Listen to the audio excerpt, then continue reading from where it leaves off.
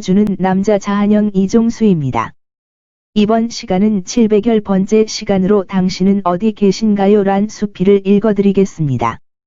당신은 어디 계신가요? 사자와의 통로 펄벅. 그이는 갔다. 그러나 그이와 나는 말 대신 생각과 침묵으로 서로 의사 전달을 할 수 있다. 내가 도쿄에서 눈을 떴을 때는 새벽 5시였다. 정신이 번쩍 들었다. 누군가가 나를 부르고 있었다. 그렇다고 소리는 아니었다. 어떤 소리도 들리지 않았다. 그러면서도 누군가 나를 부르고 있다는 것만은 느끼고 있었다. 방 안은 어둡지도 않았고 밝지도 않았다. 밤은 지나갔으나 아직 동이 튼 것은 아니었다.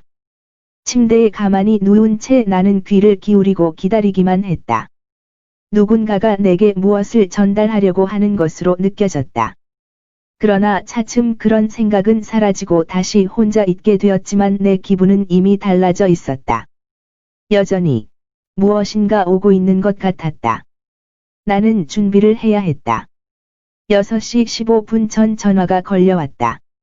짐작한 대로 미국에 있는 딸에게서 국제전화가 걸려왔다. 어머니, 아버지가 오늘 아침에 주무시다가 돌아가셨어요. 나는 딸과 몇 마디 더 대화를 주고받았고, 그것은 마음속 깊이 메아리 쳤다. 나는 수화기를 내려놓았다. 그의 곁을 떠나지 않았더라면 좋았을 것이라는 생각과 그가 운명할 때 그의 곁에 있어 주었더라면 하는 아쉬움은 견디기 어려웠다. 나는 그 생각을 제쳐놓았다. 닥쳐올 순간에 대해 우리 전문 의사가 한 말이 있다. 몇 해 후가 될지, 내일이 될지는 모르겠습니다. 그러나 부인께서는 요즘과 같은 생활을 계속해야 합니다. 그분은 아직도 오래 살 것으로 생각합니다. 그러나 언제 어떻게 돌아가시던지 그것을 막을 수는 없습니다. 제가 그분 옆에 있어도 마찬가지입니다. 그는 좀 주저하다가 말을 이었다. 그분은 뇌에 치명상을 입었습니다. 따라서 그분의 인간성이 전혀 달리 나타날 것도 예상해야 합니다.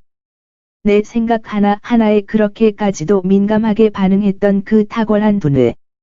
그 의사의 말은 옳았다. 그의 인간성의 변화가 일어났다. 내가 그렇게 잘 알던 그 사람, 내 현명한 반려자는 전혀 딴 사람으로 나타났다. 무력하고 귀여운 어린애로 변했다. 허긴 그것도 다행이었다. 뇌가 기능을 발휘하지 못해 몸뚱아리만 남겨졌을 때에는 누구에게건 그 인간성의 무서운 변화가 올 것이 사실이기 때문이다. 중국인들은 인간에게 3가지의 영혼과 7가지의 땅귀신백이 있다고 했다. 영혼이 떠나면 땅귀신만 남아 그 인간은 사악해지고 또 놀랄 만치 잔인해진다고 한다. 그러나 내 남편은 좀 달랐다. 땅귀신은 그의 3가지 영혼과 분리되지 않고 있었던 모양이다. 점점 의사 전달이 불가능해졌을 때가 아니면 여전히 사랑스럽고 참을성 있고 말썽도 일으키지 않았다. 결국 말이 통하지 않게 되었고 시력이 상실되었고 결국 잠들어 있을 때에만 뇌의 기능이 유지되고 있었다. 제트 여객기는 밤 12시에나 이륙했다. 친구들이 전속 나오고 그들의 친절과 사랑은 나를 감싸주었다. 그러나 그들은 곧 그들의 생활로 돌아가야 했고, 내게는 또 부닥쳐야만 하는 나의 생활이 있었다. 드디어 나는 어떤 반응도 보일 필요가 없는 낯선 사람들 사이에 있게 되어 어떤 위안을 느꼈다. 나는 내 좌석을 찾아 벨트를 매고는 자리에 등을 기대고 눈을 감았다. 세상이 달라졌던 그날 아침 그 순간 이후 처음으로 나 혼자 있게 된 것이다. 오래전 우리 아이가 아주 천치로 되리라는 것을 알았을 때 나는 슬픔의 2가지가 있음을 깨달았다. 그 하나는 덜 수 있는 슬픔이고 다른 하나는 덜 수 없는 슬픔. 그렇지만 나는 몇 해 전에 체념하는 방법을 배웠다. 그 첫 단계는 그저 자기 자신을 새로운 상태에 적응시켜 나가는 것이었다. 그것은 정신적인 문제이지만 육체적으로 시작된다.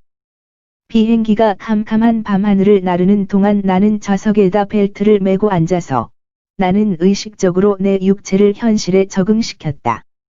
나는 반항하지 않았고 몸부림치지도 않았다. 나는 이미 일어난 어떤 일을 변경시킬 어떤 대단한 일도 할 수 없다. 비행기는 나를 태우고 지배하고 고립시켰다. 때로는 이상하게도 영혼이 육체에 지배되어야 한다. 그것은 대개의 경우 육체가 영혼에 지배되는 것과 마찬가지다. 이제 육체가 의지를 따르게 되니 정신도 같은 명령에 따르는 것이 쉬워졌다. 생은 냉혹할 수 있지만 죽음은 항상 냉혹하다. 다음 단계는 냉혹성을 인식하는 것이다. 과거는 정적이 된다. 그것은 역사다. 역사적인 사실은 바꿀 수 없는 것이다. 순간 지나간 것도 이미 지나간 것이다. 인간은 과거에서 무엇인가를 배울 수 있고 또 과거를 귀중히 여길 수 있지만 변경시킬 수는 없다. 나의 남편과 나는 25년 동안 행복하게 살았다. 그러나 이미 지나가 버렸다. 끝이라는 글자가 나타났다. 어떤 저자도 그 글자로 한 책을 끝낸 뒤에는 계속해서 그 책을 더 쓰지는 않는다. 다른 책을 써야 한다. 그렇게 되려는 이에게는 절대 휴식, 냉혹성의 인식, 과거의 생활이 끝났음을 전적으로 깨달을 시간적인 여유가 있어야 한다. 그래야 비로소 새로운 힘을 얻을 수 있다. 헉인 힘을 얻을 수 있다는 말도 의심스럽다. 실은 존재의 근원에서부터 삶의 새로운 의욕이 성장해야 하기 때문이다. 그날 밤 비행기가 구름과 별들 사이를 비행하듯이 내 의욕이 명령할 수 있는 것은 육체를 새로운 사태에 적응시키고 정신을 물러서게 하는 것이다. 한참 만에야 나는 잠이 들었다. 나는 시계를 보았다. 오전 3시. 이렇게 빠른 비행 중에는 시간은 무의미한 것이다. 벌써 하늘이 밝아왔다. 나는 전날 밤에 동경을 떠났지만 그 하룻밤 낮이 지나서 월요일 아침이면 뉴욕에 도착하리라. 나는 공간과 속도에 따른 시간의 상대성을 이해하기 시작했다. 아인슈타인이 공간에서의 제트기와 로켓의 실용적인 경험을 할 수 있었던 시대에 산다는 것이 얼마나 큰 기적인가? 여태껏 나는 생애에 걸쳐 그 심각한 변화를 증명할 길이 없는 영원, 즉 시작도 끝도 없는 시간의 의미를 탐구했다. 지금 존재하는 것은 언제나 존재하는 것이고 앞으로도 항상 존재하리라. 보편적이고 변화의 법칙에 지나지 않는 것, 그러나 때로는 무서울 수도 있다. 만약 죽음도 단순한 변화에 지나지 않는 것이라면 그이는 알겠지만 나는 모르고 있는 것이다. 그이는 잠을 자다가 어떤 한 순간에 죽었다. 그이는 한 순간을 살고 있었는데 바로 그 다음 순간에 죽어버린 것이다. 말하자면 어떤 순간에 그이는 이것이었지만 바로 다음 순간에는 저것으로 된 것이다. 그이는 지금 어느 곳에 있을까? 아인슈타인은 질량이 에너지로 될 수 있음을 증명하였다. 이렇게 간단한 이 말은 나 자신이 새 시대에 있음을 깨닫게 한다. 그것은 각성 이상의 것이다. 그것은 내 영혼의 변화였고 나의 정신의 순화였으며 온 존재의 통일이었다. 나는 죽음의 새로운 개념을 알게 되었고 삶을 새로이 접근하게 되었다. 이스라엘 최초의 왕 사울처럼 내가 가는 길에도 광명이 비쳤다. 내 인생 행로를 변경시키는 환한 조명이었다. 아인슈타인이 몇 개의 낱말로 구체화한 방정식은 우리의 우주와 우리들 밖에 있는 우주에 반드시 있는 더 많은 우주를 이해하는 데 열쇠가 된다. 과거에는 질량이던 것이 에너지로 될 수 있고 또 질량으로 있는 동안에도 잠재적인 에너지라고 한다. 이것이 곧 영혼이라고 부르는 것에 대한 과학적인 증명인가? 심장이 은밀히 피를 흘리고 있는 동안 내 마음은 무엇인가를 찾으려고 더듬거렸다. 나는 마력적인 기계인 컴퓨터, 구체적인 물질에 표현되는 생각하는 기계 장치의 기적을 생각하고 있다.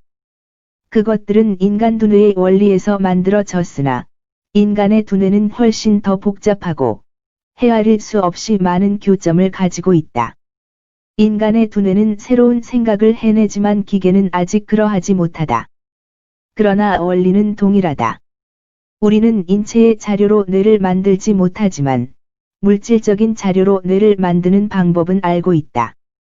그렇다 하더라도 인간의 두뇌에는 한 가지 요소, 즉 의지, 지각, 본심 그것을 영혼이라거나 그 무엇이라 불러도 좋다. 대시 말하자면 기계 자료를 통해서는 나타낼 수가 없는 요소가 있다. 나는 그렇게 믿고 싶다. 왜냐하면 우리가 오직 기계에 지나지 않을 뿐이라고 할 때, 우리의 질량은 금속이 아닌 육체일 뿐이기 때문이다. 그렇다면 그 질량이 썩어 없어질 때는, 아니 질량은 결코 없어질 수 없다. 단지 바뀌어질 수 있을 뿐이다. 그렇다면 무엇으로 바뀌어진다는 말인가? 그것은 우리가 알아야 하며 또 언젠가는 알게 될 것이다. 또 나는 이러한 신념을 확신하고 있다. 왜냐하면 우리가 살고 있는 이 믿을 수 없는 우주에는 우리가 알지 못할 것은 거의 없을 것이라는 점을 알기 때문이다. 무한에 이르는 평행선도 저 멀리 어느 곳에서 가서는 서로 만난다. 당신은 어디에 계신가요? 제가 지금 하늘 높이 있는 것을 아시나요? 당신도 저와 함께 계시나요? 변화는 이렇게 빨리 오는가요? 지금 당신이 처해 있는 상태인 에너지는 어떤 다른 곳으로 옮아갑니까? 당신은 대기권 밖에 사시나요? 우리는 의사 전달이 안 되는군요. 의사 전달. 이것이 지금 생각할 문제이며 궁구해서 연구할 문제이다. 지구를 둘러싸고 있는 무서운 방사능의 두꺼운 비상선이 있다. 단지 둘밖에 없는 출구는 양극에 있다. 그 두 출구는 어떤 특별한 목적을 위한 것인가? 우리 두 사람이 더 이상 의사 전달을 할 수 없다는 것은 믿을 수 없는 일이다. 그이가 생존했을 때, 우리는 가끔 우리들의 생각을 같은 말로 표현했고 또 같은 생각을 했기 때문에 우리는 같이 웃곤 했다. 그러나 그이는 초자연적인 어떠한 개념에 대해서도 회의적이었다. 비록 따뜻한 동정, 더할 나위 없는 성실성, 걷기지 않는 도덕적인 신념 등을 가지고 있었지만, 그이는 종교의 희망과 전제를 받아들이려 하지 않았다. 그이는 한 인간으로 완전히 독립할 것을 주장했다. 미래에 관해 우리는 아무것도 몰라. 그이는 말했다. 나는 내 자신을 우롱하지 않겠고, 또 우롱당하지도 않을 거야. 하지만 알지 못한다는 것은 알 것이 없다는 것과 다르잖아요. 나는 이렇게 대꾸했다. 무엇이건 존재하는 것은 언젠가는 알게 되거나 아니면 알지 못할 거야. 도중에 죽게 될 테니까. 그것이 우리들 사이에서 가장 큰 논쟁이었는데 햄릿의 의문을 보편적인 말로 풀이한 것이다. 존재할 것인가? 아니면 우리는 무인 것인가? 그이는 존재하지 않을 것이라고 했다. 그러나 나는 확실히 믿을 수 없다고 했다. 예스라고 하기가 불가능한 줄도 모르면서 우리가 어떻게 노우라고 답할 수 있는가? 그러나 그이는 그 답을 알고 있지만 나는 모른다. 당신은 좀 불공평해요. 저는 항상 우리가 함께 이 문제를 알게 될 것이라고 생각했어요. 언제 나에게 알려줄 방법을 발견할 수 있음직한데, 당신은 지금 존재하고 계시나요? 아니면 존재하지 않고 있나요? 나는 그 문제를 밤새 따지고 묻다가 질겁해서 그만두었다. 나는 어쩐지 그이가 존재하지 않는다는 것을 알고 싶지 않았던 것이다. 만약 그이가 존재한다면, 기다림만도 참을 수 없을 것 같다. 또 그이가 존재하지 않는다면 역시 참을 수 없을 것 같다. 그래서 나는 내 자신의 죽음이란 경험을 통해서 직접 알아낼 때까지 그 문제를 보류할 수밖에 없다. 그리고 만약 내가 믿었던 것이 옳았다면 내가 그이에게로 가서 먼저 하게 될 말은 사랑과 승리로 충만해 있을 것이다. 여기 제가 왔어요. 이제 우리는 마침내 알게 된 거예요. 그때까지 내 마음 속에 우리 두 사람은 전과 마찬가지일 수밖에 없다. 그는 여전히 의심하고 나는 여전히 믿고. 하긴 나는 아직까지도 믿을 수 있는 근거를 발견하지 못했다. 여객기 창으로 비쳐드는 새벽빛은 신비할 만큼 아름다웠다. 나는 곡선을 이룬 지구 표면을 날며 화려하고 장엄한 햇빛의 원천, 즉 돋는 해를 향해 비행하고 있었다. 사람들은 깨어나 움직이면서 작은 창밖을 내다보았다. 새삼스럽게 고독해진 내 인생의 첫날이 시작된 것이다. 얼마나 많은 사람들이 내 주위에 있는가는 문제가 되지 않는다. 지금부터 내 마음 속에는 영원한 고독이 깃들이리라. 이것은 무엇을 말하는가? 앞으로 생각해 볼 일이다. 한꺼번에 모든 것을 다 아는 것처럼 주장하고 싶지는 않다. 누구나 다른 사람에게는 참아야 하는 것과 같이 자기 자신에 대해서도 참을성이 있어야 하는 줄을 깨달았다. 그이와 나는 우리의 가장 행복했던 시간의 얼마는 연극 관람으로 보냈다. 길버트, 연극의 극작가와 설리반, 영국의 작곡가의 뮤지컬을 보면서 같이 웃었다. 그이는 그들을 무척 좋아했고 또 몇 시간이건 그 오페레타를 연주하고 노래할 수 있었다. 그래서 우리 아이들은 모두 그 노래들을 알고 있었다. 나는 그것들을 즐길 수 있을 때까지 배워야 했다. 우리들은 절충주의여서 무엇이건 좋아했다. 오직 연극이 너무 진부해서 고상한 고전예술을 모독할 때만 화를 냈다. 내 마음 속에는 자꾸 이러한 별것도 아닌 생각이 떠올랐기 때문에 나는 결국 의식적으로 다른 것을 생각하기도 했다. 하루하루는 내가 오래전에 배운 생활 방법이지만 오늘은 여기 수천 피트 상공에서 전에 본 적도 없고 앞으로는 다시 만나지 못할 사람들한테 둘러싸인 채 은빛 기체 속에 들어있다. 우리가 하는 일이 예술이건 과학이건 또는 사회의 일상사이건 그것들이 제각기 다른 것은 우리가 실제 경험하는 형태일 뿐이다. 경험의 필요성은 여전하다. 그래서 과학자들의 사회는 그들의 발견보다 더 중요하다. 여기서 과학이 가르쳐야 할 것은 그 기술이라기보다는 그 정신이다. 불효불굴의 탐구 정신이다. 이것이 과학의 법칙이기 때문이다. 즉, 개념의 법칙보다 심원하고 판단 행동이 판단보다 더 중요하다는 과학의 교훈 때문이다. 시에 대해 쓴 책에서 나는 이런 말을 한 적이 있다. 시는 그 자체가 정의와 불의의 세계로 우리를 이끌어가지는 않는다. 시 가운데서 정의와 불의가 놀랄 만큼 선명하게 그 윤곽을 드러낸 사상으로 우리를 이끌어갈 뿐이다. 시에서 참된 것은 다른 모든 창조적인 생각에서도 참된 것이다. 그러므로 그때 내가 한 가지 가치에 대해 말한 것은 다른 모든 인간적인 가치에도 그대로 적용된다. 우리의 생존을 계속 가능케 할 가치들은 정당하거나 부당한 행동에 대한 법칙이 아니라고, 그 가운데 정의와 불의, 선과 수단과 목적 등이 놀랄 만치 선명하게 그 윤곽을 드러낸, 보다 더 깊이 있는 계시이다. 나는 한 지성이 다른 한 지성에게 전해준 이 말을 고맙게 생각한다. 내가 어렸을 때부터 내 부모는 마음의 지적 사용에 의해서 해방, 용기, 힘을 발견하라고 가르쳤다. 몸소 모범을 보이고 나를 교육시킨 학식 높은 부모님에 대해 새삼 감사드린다. 개인적인 슬픔이 무엇이든 또 개인적인 고독이 아무리 절대적이든 사용에 의해 연마된 마음은 탐구를 계속한다. 나는 내 머릿속에 나만의 도구를 가지고 있다.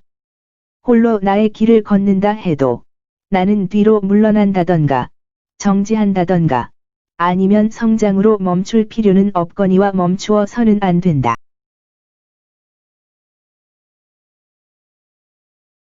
서는 안 된다. 따뜻이 살아있는 이상한 평화가 내 마음 속을 흐른다. 이유는 나도 모르지만 나는 혼자 미소를 띠고 있는 것 같다. 그이와 나는 말 대신 생각과 침묵으로 의사 전달을 할 수 있으리라. 이렇게 생각했기 때문이다. 좋으면 좋아요, 구독, 알림 설정 눌러주세요. 감사합니다.